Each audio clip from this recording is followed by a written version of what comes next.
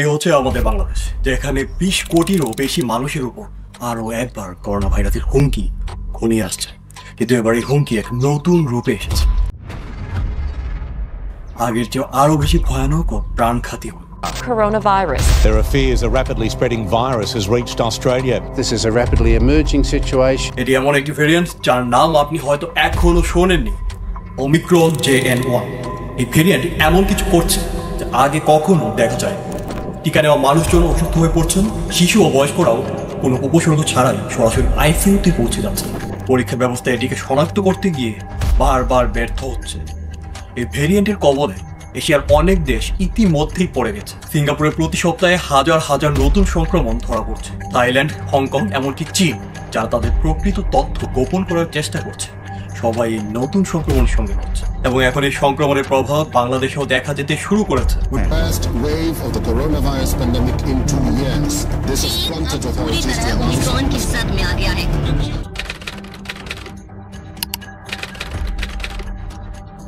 কেন এটি আগের যে কোনো ভেরিয়েন্টের চেয়ে বেশি ভয়ানক, এবং কেন বিজ্ঞানীরা বলছেন যে পৃথিবী আরো এক নতুন সংকটের দিকে এগোচ্ছে?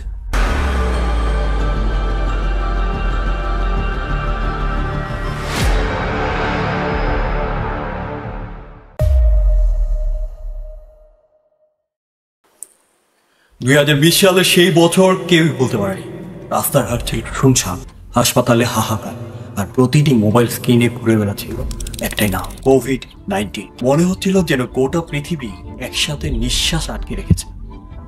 তারপর সময় কেটে গেল, টিকা এলো, জীবন ধীরে ধীরে আবার স্বাভাবিক পথে ফিরতে লাগলো।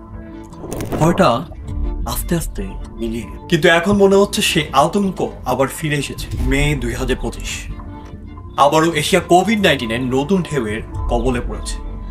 শুরুটা হয়েছে সিঙ্গাপুর থেকে। এপ্রিলের শেষ সপ্তাহে 14,200টি নতুন কেস ধরা পড়েছে, যা আগের সপ্তাহের তুলনায় প্রায় 28% বেশি। কিন্তু যখন এক সপ্তাহে সেই সংখ্যা বেড়ে 26,000-এ পৌঁছায়, তখনই সতর্কতার ঘণ্টা বেজে ওঠে। স্বাস্থ্য মন্ত্রণালয় বাধ্য হয়ে ভিড়ের জায়গায় মাস্ক পরার নির্দেশনা জারি করে। কিন্তু এত কেবল শুরু মাত্র।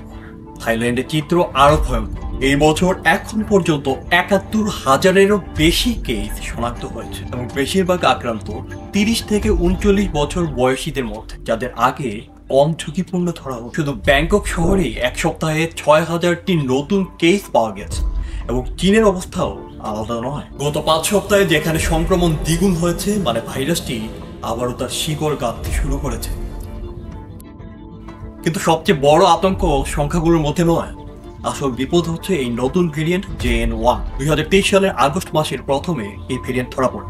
এখন ওমিক্রন এর সবচেয়ে প্রভাবশালী রূপ হয়ে উঠেছে। এতে প্রায় 30টি জেনেটিক মিউটেশন রয়েছে, যা এটিকে আগের চেয়ে অনেক বেশি সংক্রামক করে তুলেছে। 2023 সালের ডিসেম্বর মাসে একে ভেরিয়েন্ট অফ ইন্টারেস্ট ঘোষণা করে, এবং তখন থেকেই বিশ্বের সব স্বাস্থ্য সংস্থাগুলো এর গতিবিধির উপর নজর রাখছে। কিন্তু সবচেয়ে আশ্চর্যজনক এবং ভয়ঙ্কর বিষয় হলো, এই ভেরিয়েন্টটি টিকার মাধ্যমে ঘটিত ইমিউন সিস্টেমকেও ফাঁকি দিতে পারে। এখন আসা যাক আমাদের নিজের দেশ বাংলাদেশে। এখানেও পরিস্থিতি একদম নিরাপদ নয়। 19 মে 2025 পর্যন্ত সরকারি তথ্য অনুযায়ী দেশে 193টি অ্যাক্টিভ কেস রিপোর্ট হয়েছে।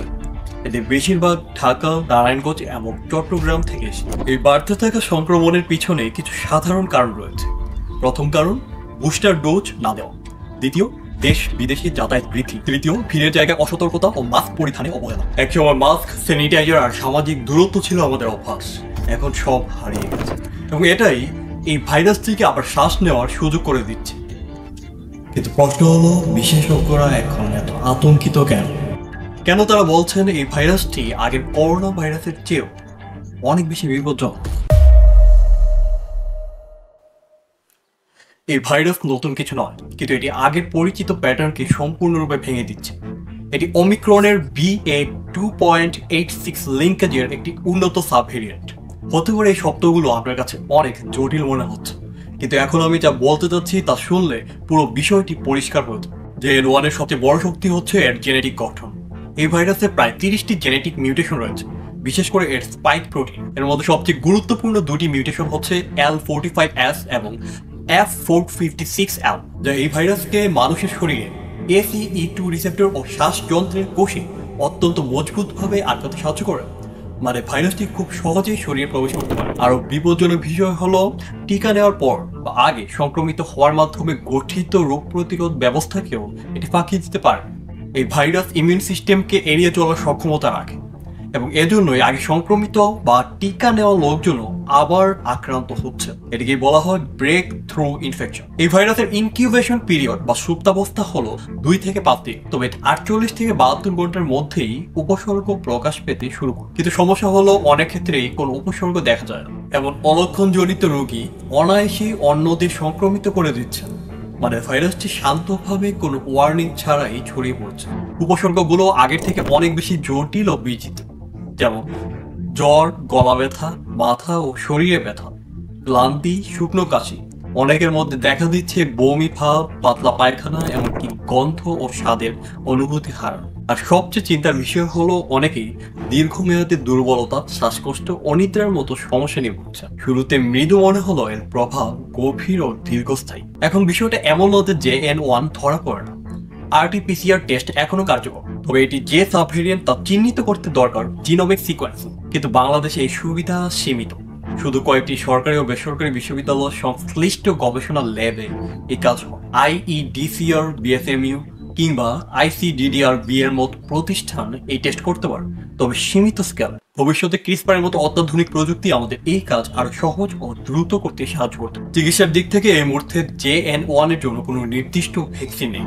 যাদের মৃদু উপসর্গ রয়েছে তাদের জন্য আমরা সাজেস্ট করছি বিশ্রাম, হাইড্রেশন, প্যারাসিটামল, আইসোলেশন। কিন্তু যাদের উচ্চ ঝুঁকি রয়েছে, যেমন বয়স্ক, ডায়াবেটিক, হৃদরোগে আক্রান্ত বা ক্যান্সার, তাদের চিকিৎসকের তত্ত্বাবধানে হসপিটালে থাকা অত্যন্ত জরুরি। স্টেরয়েড বা অ্যান্টিবায়োটিক নিজের মতো করে খাওয়া একেবারেই উচিত নয়, কারণ এসব ওষুধ এই ভাইরাসে কাজ করে না, বরং ক্ষতিকর। এই মুহূর্তে নিজেকে সুরক্ষিত রাখার সবচেয়ে কার্যকর উপায় হলো আপডেটেড বুস্টার ডোজ গ্রহণ করা। বাংলাদেশে যারা সিনোফার্ম, ফাইজার কিংবা মডার্না নিয়েছেন তাদের অনেকে ভাবছেন আমরা তো টিকা নিয়েছি, নিশ্চিত। কিন্তু বাস্তবতা হলো JN1 সব ইমিউন সিস্টেমকে চ্যালেঞ্জ করতে পারে। আপনি যেই হন না কেন, শিশু, তরুণ বা বয়স্ক, আপনার রোগ প্রতিরোধ ক্ষমতা যতই ভালো হোক, আপনার আগের করোনা সংক্রমণ যতই হালকা হোক না কেন, সতর্কতা ছাড়া আপনি নিরাপদ নন। আপনাকে এই কয়েকটা জিনিস অবশ্যই খেয়াল রাখতে হবে: নিয়মিত হাত ধোয়া, মাস্ক ব্যবহার, জনসমাগম এড়ানো, স্যানিটাইজার ব্যবহার, অসুস্থ বোধ করলে আলাদা থাকা এবং সরাসরি করোনা পরীক্ষা করা। আর হালকা ঠান্ডা ভেবে বসে থাকবেন।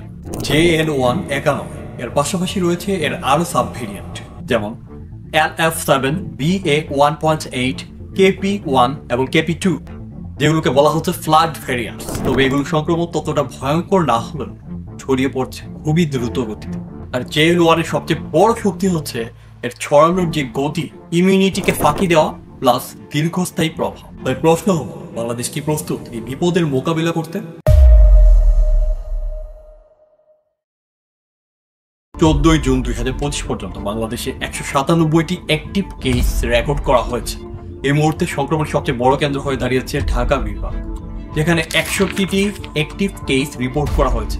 চট্টগ্রামে 38টি এবং খুলনায় 27টি কেস রেকর্ড করা হয়েছে। এই পরিসংখ্যান সামনে এসেছে এমন সময় যখন দেশে ঈদ উৎসবের মতো বড় জনসমাগম হয়ে গিয়েছে এবং কোভিড সম্পর্কিত প্রায় সব রকম সতর্কতা খুলে দেওয়া হয়েছে। সরকার এখন পর্যন্ত কোনো জরুরি সতর্কতা জারি না করলে স্বাস্থ্য অধিদপ্তর রীতিমতো সব বিভাগীয় স্বাস্থ্য কর্মকর্তাকে হাই অ্যালার্ট মোডে যেতে নির্দেশ দিয়েছে।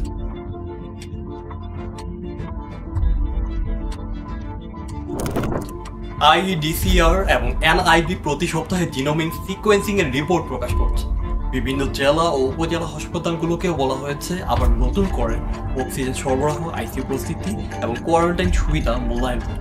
ঢাকা, চট্টগ্রাম, রাজশাহী এই শহরগুলোতে ইতিমধ্যেই মক ড্রিল শুরু হয়ে গেছে। এখন শুধু পরিসংখ্যান নিয়ে উদ্বেগের কিছু নেই, কারণ সংখ্যাটা এখনো বাংলাদেশে অনেকটাই নিয়ন্ত্রিত। কিন্তু বাংলাদেশের পরিস্থিতি বাকি বিশ্বের চেয়ে আলাদা। আমাদের দেশ ঘনবসতিপূর্ণ ও বৈচিত্র্যময় দেশ, যেখানে সংক্রমণ ছড়ায় অসামঞ্জস্যপূর্ণ, যেখানে কোনো কিছুই নির্ভুলভাবে পূর্বাভাস দেওয়া যায়। হয়তো ঢাকা বা বিভাগীয় শহরে টেস্টিং ও মনিটরিং ভালো, কিন্তু গ্রামীণ অঞ্চলে একটা জ্বরকে কোভিড-19 হিসেবে চীনে রিপোর্ট করতে বহু দিন লেগে যেতে পারে। আর সেই ফাঁকে পুরো গ্রামে সংক্রমণ ছড়িয়ে পড়তে পারে। তারা বিশেষ সতর্কতা অবলম্বন করবেন যারা আগে থেকে ডায়াবেটিস, হৃদরোগ, ক্যান্সার বা দীর্ঘস্থায়ী অসুস্থতায় ভুগছেন। তাদের জন্য এই ভাইরাস গুরুতর আকার ধারণ করতে পারে। বিশেষ করে 60 বছরের বেশি বয়সীদের জন্য এটি আইসিইউ পর্যন্ত গড়াতে পারে এবং ঝুঁকিতে আছেন সেই সকল ব্যক্তি যারা বুস্টার ডোজ এখনো নেননি বা সতর্কতা মানছেন না। এক্সপার্টদের মতে JN1 বাংলাদেশে ধীরে ধীরে ছড়াবে, একটি স্লো বার্ন ইনফেকশনের মতো। হঠাৎ বিস্ফোরণ না ঘটলেও একসময় এই ভাইরাস এমন জায়গায় পৌঁছবে যেখান থেকে এর প্রভাব নিয়ন্ত্রণ করা কঠিন হয়ে পড়বে। এই কারণে কিছু স্কুলে মাস্ক বাধ্যতামূলক করা হয়েছে, জনসমাবেশের জন্য গাইডলাইন তৈরির কাজ চলছে। যেমন আমি বুস্টার ডোজ নিয়ে বলেছিলাম, বাংলাদেশে বুস্টার কাভারেজ এখনো যথেষ্ট নয়, যেখানে যুক্তরাষ্ট্র ও ইউরোপে প্রায় 80% তরুণদের আপডেটেড বুস্টার ডোজ দেওয়া হয়েছে। বাংলাদেশে এখনো সেই সংখ্যা 30%-এর নিচে। আরো বড় সমস্যা হলো ভ্যাকসিন নিয়ে গুজব ও ভুল তথ্য। সোশ্যাল মিডিয়ায় ছড়ানো কিছু ভুল ন্যারেটিভস যা মানুষকে বিভ্রান্ত করে, তাদের সতর্কতা অবলম্বনে বাধা দেয়। আর আরেক ধরনের মানসিকতা তৈরি হয়েছে যেন এই ভাইরাস এখন আর কোনো বিপদই নয়। আবার অনেকে বিশ্বাস করেন ভ্যাকসিন হৃদরোগের কারণ হতে পারে, যদিও এটি সম্পূর্ণ ভিত্তিহীন ও মিথ্যা। বাংলাদেশে যেসব কোভিশিল্ড বা সিনোফার্ম দেওয়া হয়েছে, ঠিক সেই ভ্যাকসিনই বিভিন্ন দেশে সফলভাবে ব্যবহৃত হয়েছে। কিন্তু আমাদের দেশে অনেক শিক্ষিত মানুষও বিভ্রান্তিকর পোস্টে বিশ্বাস করে। কিছু ইনফ্লুয়েন্সার এবং ভুল তথ্য ছড়ানো পোস্ট দেখে তারা নিজেরাই ভয় পান, আবার ভুল তথ্য ছড়ান। এই প্রবণতাই আমাদের দেশের জন্য সবচেয়ে বড় চ্যালেঞ্জ। এই ভিডিও বানানোর উদ্দেশ্য ছিল আপনাদের জানানো এই নতুন ভেরিয়েন্ট কতটা বিপজ্জনক হতে পারে। আপনি যখন এই ভিডিওটি দেখছেন তখন তথ্য কিছুটা আপডেট হয়েছে, সংক্রমণের সংখ্যা বদলে গেছে, তবুও কিছু মূল বিষয় জেনে রাখা জরুরি। সতর্কতা অবলম্বন করতে হবে, হাত ধুতে হবে, স্যানিটাইজার ব্যবহার করতে হবে, ভিড় এড়াতে হবে এবং অবশ্যই ভুল তথ্য থেকে সাবধান থাকতে হবে। আর যদি কোনো হালকা উপসর্গ দেখা দেয় তাহলে ডাক্তারের পরামর্শ নিন, টেস্ট করা। এখন আপনি বলুন, এই ভেরিয়েন্ট কি আবার আগের মতো লকডাউনকে ফেরত আনতে পারে, নাকি আমরা বাংলাদেশিরা এখন এতটাই সচেতন হয়ে গিয়েছি যে আমাদের শৃঙ্খলা আর দায়িত্ববোধ দিয়ে এই ভাইরাসকেও হারাতে পারে? তো দেখা হচ্ছে নেক্সট ভিডিওতে। ততক্ষণ পর্যন্ত stay healthy by following or subscribing doctor Joy, your doctor.